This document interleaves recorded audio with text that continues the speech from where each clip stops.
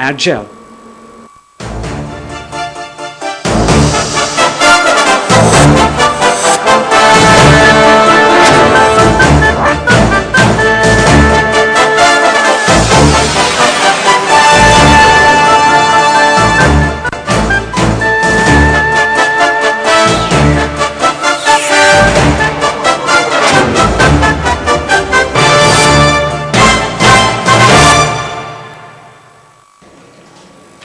Hello and welcome to News at this hour. On behalf of the entire English team, I'm Sandhya, wishing all our viewers a very happy Pongal. We'll begin this bulletin with a look at the headlines.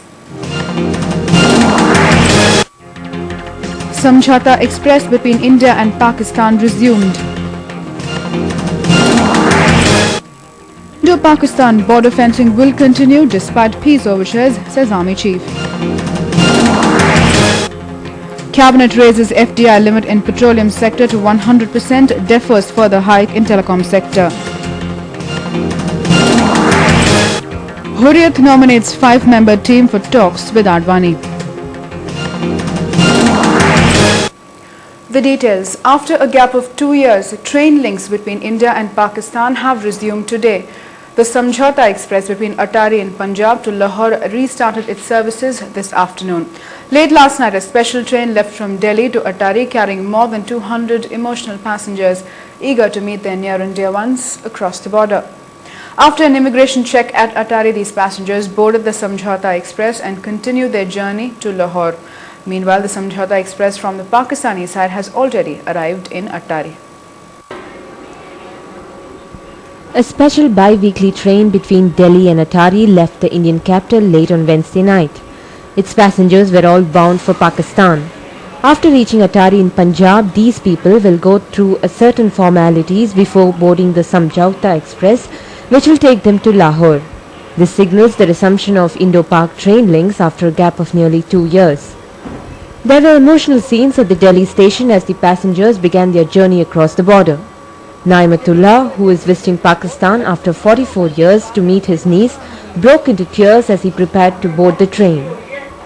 हमें बहुत खुशी हुई है समझे जो अल्लाह ताला ने ये ट्रेन का रास्ता चालू कर दिया हमें बहुत बड़ी खुशी है समझे अल्लाह ताला और तरक्की दे इतनी बातचीत हुई है इस्लामाबाद जाके अटल जी की तो और भी बातचीत से जल्दी हो जाए तो ये पासपोर्ट खत्म हो जाए तो और भी बढ़िया.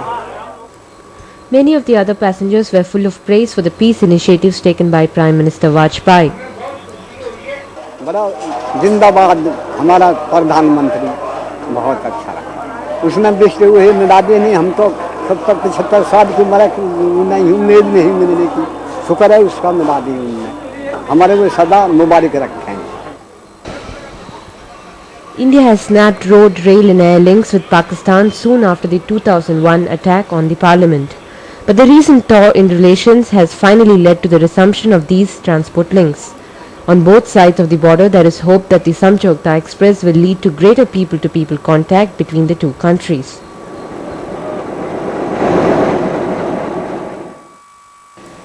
Pakistan insists that next month's composite dialogue with India should be at a level not lower than that of foreign secretaries.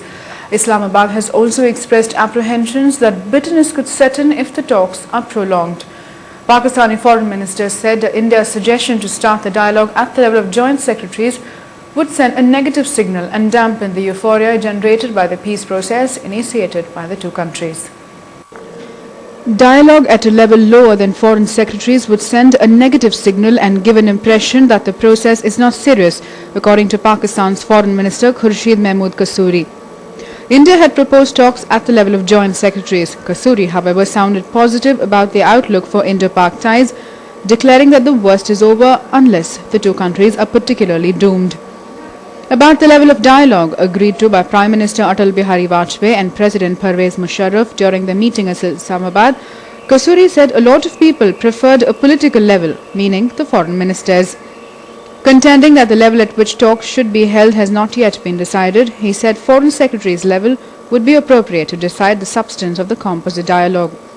He also said the two sides have not worked out any timetable for talks, but have reached a political understanding at the highest level to continue the peace process. Kasuri said Pakistan is not conveying its preferences on who it wants to talk to in the Indian government. The 55th Army Day was celebrated with 3 service chiefs paying homage to the martyred soldiers. After inspecting the Army Day parade, Army Chief General N.C. Vij lauded the Defence Forces for their magnificent efforts in countering insurgents in Jammu and Kashmir and in the northeast. He said the fencing work along the border in Jammu and Kashmir will go ahead despite Islamabad's objections. The Army Day marks Field Marshal K.M. Cariappa's taking over as the first Indian Army Chief from the last British commander in 1949. Army Chief General N.C. Vij, Navy Chief Admiral Madhavendra Singh and the Air Force Chief Air Chief Marshal S. Krishnasamy paid floral tributes at the Amar Jawan Jyoti in New Delhi.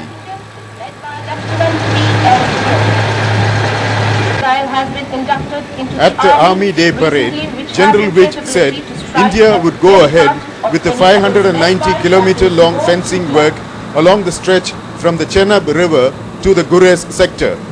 He said the massive exercise will be completed by May and it has ensured substantial reduction in infiltration. The infiltration in any case in the months of December, January, February is very, very low, abnormally low because of the weather. Now whether it is low because of the weather or otherwise is not possible to differentiate. It's not possible to differentiate. But the two indicators which are of the terrorist infrastructure, that is the camps, they are there still, and the communication goes on. These are the two things I can say. I can not draw any conclusion from that so early. I will like little time to see and wait and watch over a period to really get to a proper assessment of that. The fencing has become necessary as terror camps in Pak-occupied Kashmir have not wound up, he added. The Union Cabinet has raised the foreign direct investment limit in the petroleum sector to 100%. However, the FDI limit in public sector oil and gas companies will remain at 26%. The Cabinet has also cleared the proposal to hike FDI ceiling from 49 to 74% in the private banks. However, the Cabinet has deferred a proposal for hiking foreign investment cap in the telecom sector to 74% from the existing 49%. The Hurriyat Conference has announced a 5-member delegation headed by its chairman Maulvi Abbas Ansari to hold talks with Deputy Prime Minister L.K. Advani on the Kashmir issue. Others in the delegation are Abdul Ghani Bhatt, Mirwaiz Umar Farooq, Bilal Ghani Lone and Fazal Haq Qureshi. The Union government has invited the Hurriyat leadership for talks in Advani's office at 3 p.m. on the 22nd of January. The Executive Committee, General Council and Working Committee of the Hurriyat Conference held a 3-hour joint meeting to decide on the delegation that is to meet L.K. Advani on 22nd January. 4 of the 5 delegates are from the Hurriyat's Executive Committee. The 5th, Fazal Haq Qureshi, is a member of its General Council. Qureshi played a key mediatory role in the about-to talks between the Union government and the Hizbul Mujahideen in July 2000. Briefing the media after the meeting, former Hurriyat Conference Chairman Abdul Ghani Bhatt said the talks in New Delhi will be exclusively centered on Kashmir. Will be going,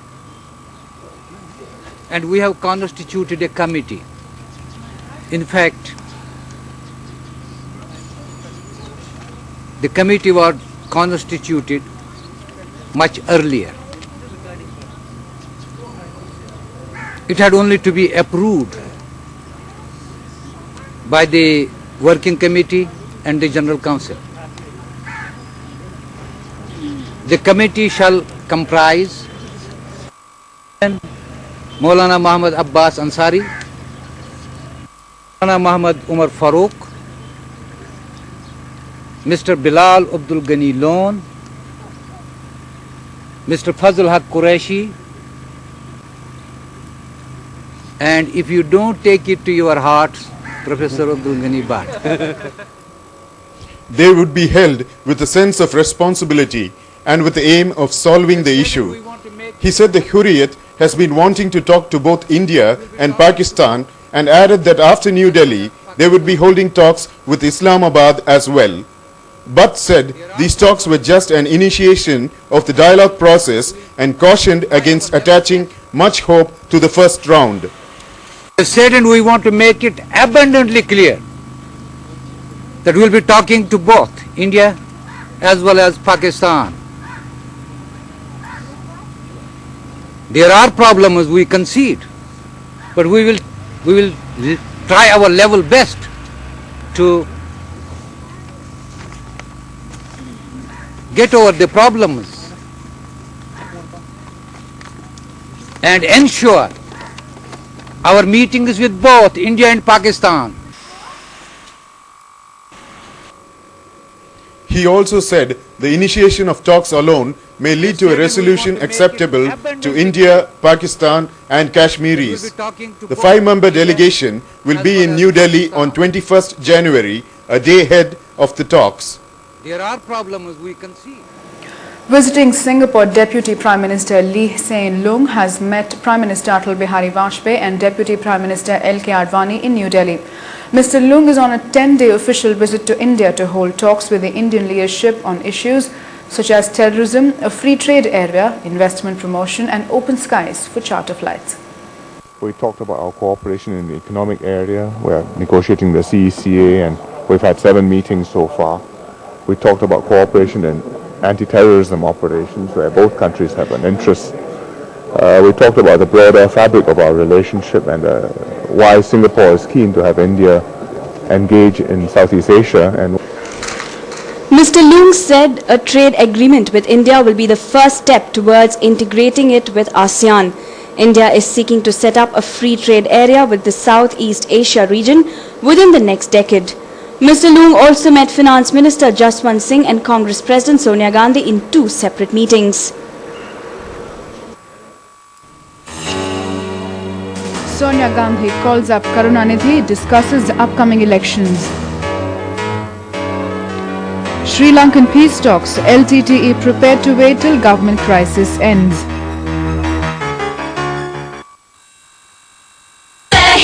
She, we, ingumangum, yengum, yerdum, agile. Always agile, gel's the universe. International agile.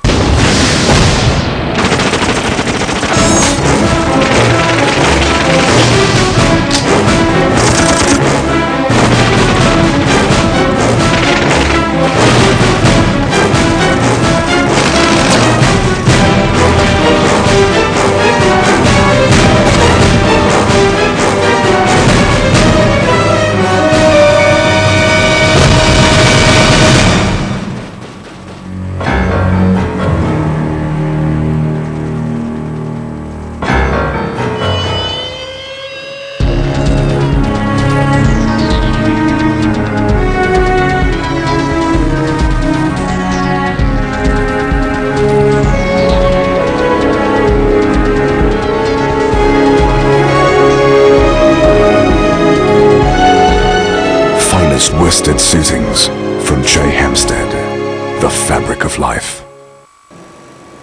Welcome back. A look at more news now. Congress President Sonia Gandhi telephoned DMK President M. Karunanidhi to greet him on the occasion of Pongal. She also discussed the coming Lok Sabha polls and developments in the DMK-led Progressive Front in Tamil Nadu. This is the second time in a month that Sonia has spoken to Karunanidhi. And in more news, the LTTE ideologue Anton Balasingham has reiterated the Tigers' commitment to the peace process and said they are ready to wait till the resolution of the political standoff between Sri Lanka's President and Prime Minister. Balasingham conveyed this assurance to the Norwegian Special Envoy Erik Solheim, who met him in London. A similar guarantee was given by the LTTE political wing head SP Thammerselvan during his meeting with Norway's ambassador to Sri Lanka, Hans Bratska, in Kilinochchi. The Norwegian peace facilitators have met the LTTE leaders to discuss resumption of peace talks even as the President and Prime Minister are embroiled in a bitter power struggle. In the 2 separate meetings in Kilinochchi and London, the Tigers have made it clear that they are still committed to the ceasefire agreement irrespective of the constitutional crisis in Colombo. In his meeting with Norway's Special Envoy Erik Solheim in London, LTTE Chief Negotiator Anton Balasingham put the onus on the government. He said the Tigers are prepared to talk to a government which has the mandate and authority to implement decisions. Head of the LTTE's political wing, SP Tamilselvan, has also given a similar assurance during his meeting with Norway's ambassador to Sri Lanka, Hans Bratsker, in Kilinochchi. After the meeting, Bratsker said issues concerning international aid were discussed ahead of the donors' review meeting on 19th January. Kerala Governor Sikandar Bhakt has asserted the UDF government in the state will continue with its fiscal and economic reforms. The governor added the irresponsible financial behavior will no longer be allowed to jeopardize development programs of the state. The governor, in his hour-long policy address in the Kerala Assembly, unveiled a few welfare measures, including a social security cover for destitutes, a free-of-cost housing scheme for those below poverty line, a program to make the state malnutrition free by the end of 2005, and a public health insurance scheme. While identifying IT, tourism, biotechnology and infrastructure creation as key areas for development, the governor said the UDF government has planned to set up agri-export zones to market fruits, vegetables, spices, medicinal plants and flowers. In a dig at the previous LDF government, the address noted that the present government has learnt a lot from the fiscal crisis that engulfed us towards the last decade. He said the present government has resolved not to let this history repeat itself. The opposition LDF dubbed the address as reflection of the overall failure of the government and offered nothing new to the people. Following the Uttar Pradesh government's decision to disband several districts in the state, a total shutdown was observed in Noida and Greater Noida in Gautam Budh Nagar district to protest the decision. Several protests were also held by political parties in other abolished districts, including that of Sant Kabir Nagar. In a major administrative decision having financial ramifications, the Mulayam Singh Yadav government on Tuesday decided to disband 4 divisions and 9 districts of the state created by previous regimes. Since then, several opposition parties and traders' organizations have been protesting the decision. On Wednesday, activists of various parties including the Bahujan Samaj Party, Bharatiya Janata Party and the Congress blocked the national highway in Sant Kabir Nagar district and shouted slogans against the state government. The activists also disrupted rail traffic between Gorakhpur and the capital Lucknow. A bandh has also been called in Gautam Budh Nagar district. The shutdown was complete with shops and other business establishments remaining closed. Traffic on roads leading to Delhi and other towns around Noida and Greater Noida was also affected as protesters sealed the border checkposts. The Indian Navy commissioned its fastest indigenously built combat ship at Panaji on Wednesday. Built in technical collaboration with Israel, the Extra Fast Attack Craft or XFAC 83 is specifically meant for coastal surveillance and commando operations. With the commissioning of the Extra Fast Track Craft 83, defense collaboration between India and Israel has moved another step forward. Earlier, India had procured 2 of these fast-moving vessels from Israel, but now these will be manufactured in India with a license from the Israel Aircraft Industries. The craft commissioned on Wednesday was the 3rd in the series. It clocks a top speed of 47 knots per hour. It's a very, very fast attack. It was actually contracted value was something like 44 knots. She has achieved 46.7, is that right? 47 knots. 47 knots. And it is at the moment one of the fastest craft which the Navy has. The vessel is also fitted with a Mk-20 naval stabilized gun system and a 20 mm cannon. It is propelled by 2 engines based on Israeli technology.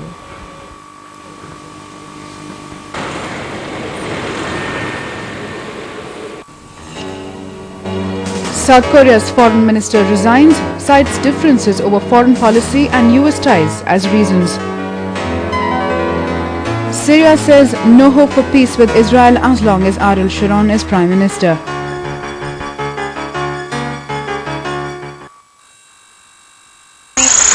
Introducing the revolutionary pinball in Add 2K for the finest writing. Add 2K with pinball.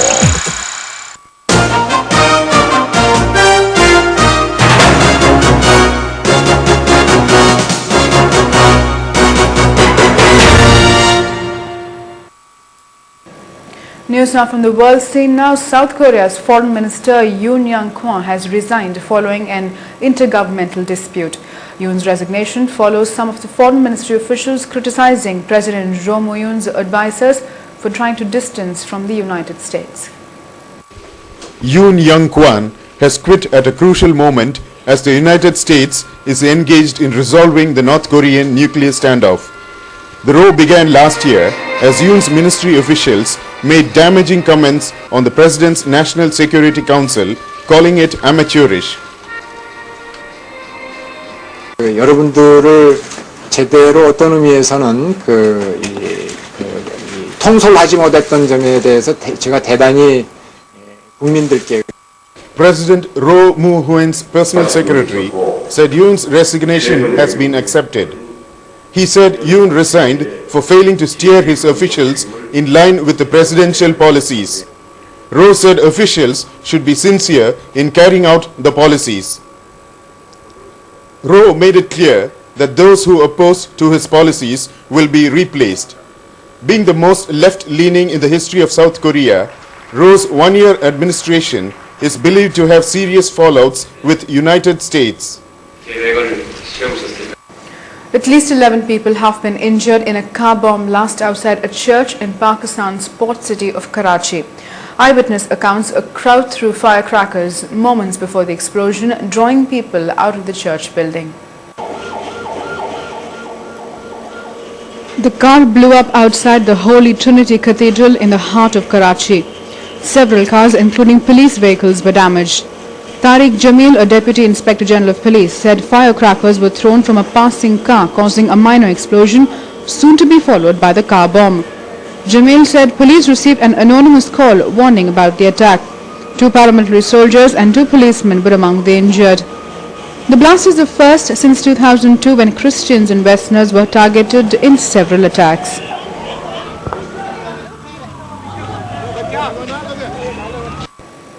Syria has said there is no hope for peace with Israel as long as Prime Minister Sharon is in power.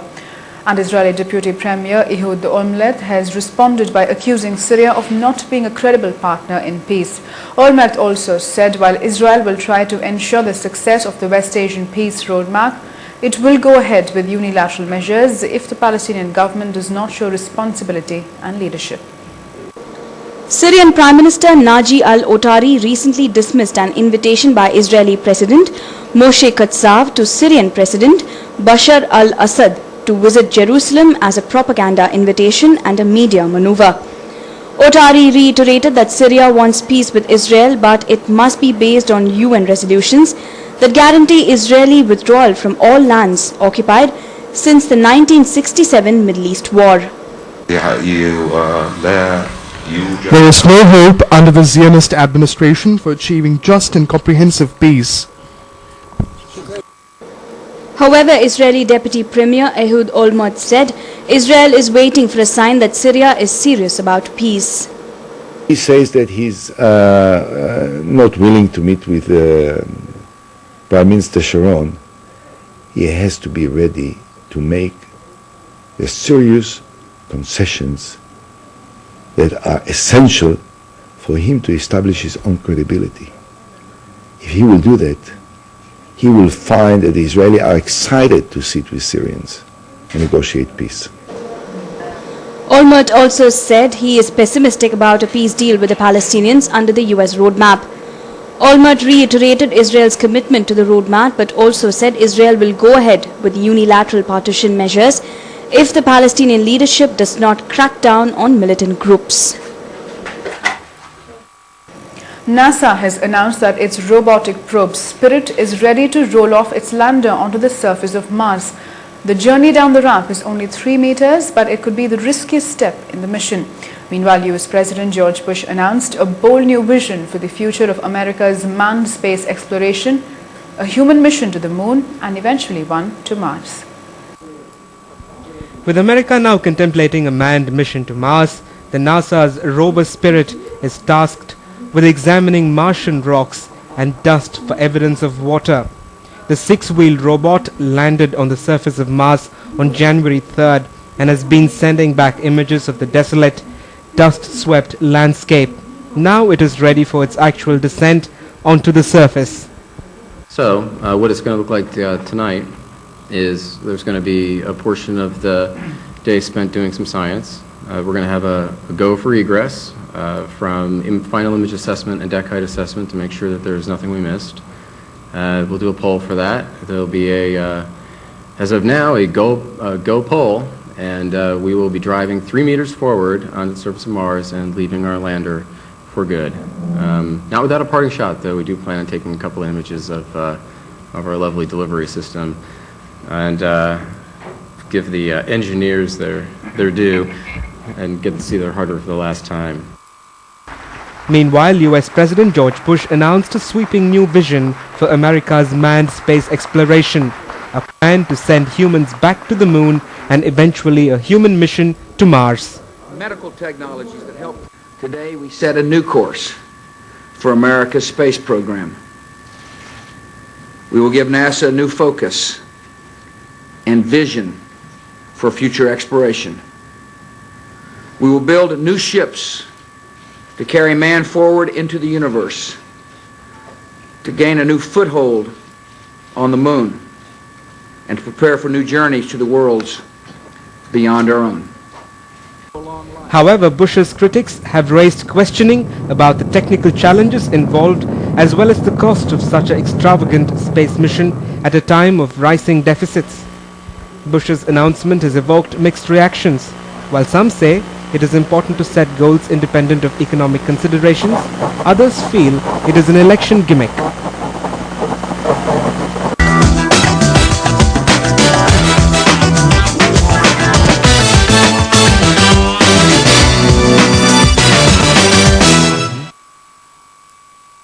Sports news now. Australia's Leighton Hewitt has shown signs of returning to his best after a 6-4, 7-5 quarter-final win over 2001 Australian Open runner-up Arnaud Clement in the Sydney International event.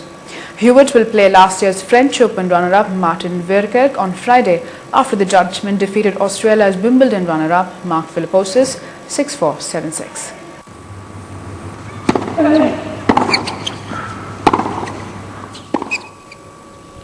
Hewitt, who won the Sydney title in 2000 and 2001, has slid down the rankings from 1st to 16th last year, but has already won 6 matches on the trot this year, 3 at the Hopman Cup in Perth, then 3 more in Sydney.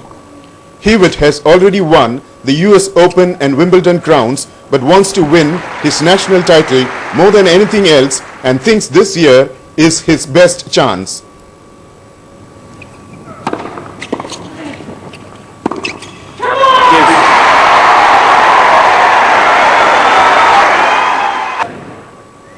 Hewitt will play last year's French Open runner-up Martin Verkerk on Friday after the Dutchman defeated Australia's Wimbledon runner-up Mark Philippoussis 6-4, 7-6. Wayne Ferreira faces Carlos Moya after the South African beat Australian wildcard Todd Reid 6-4, 6-4 to avenge his loss in Adelaide last week.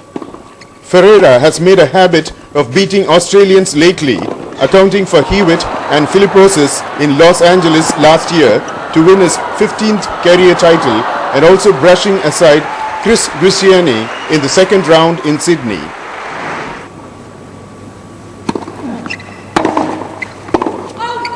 Game, set, match, forever.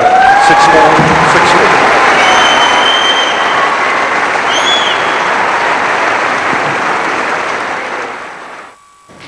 Time now for a recap of the headlines. Samjhauta Express between India and Pakistan resumed.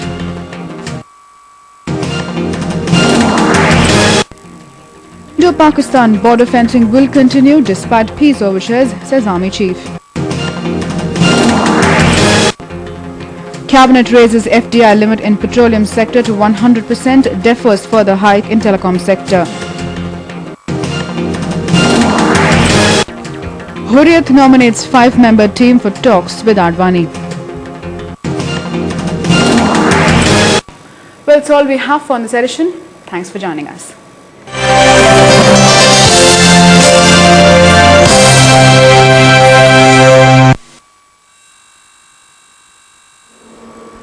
News in English brought to you by International Ad Gel.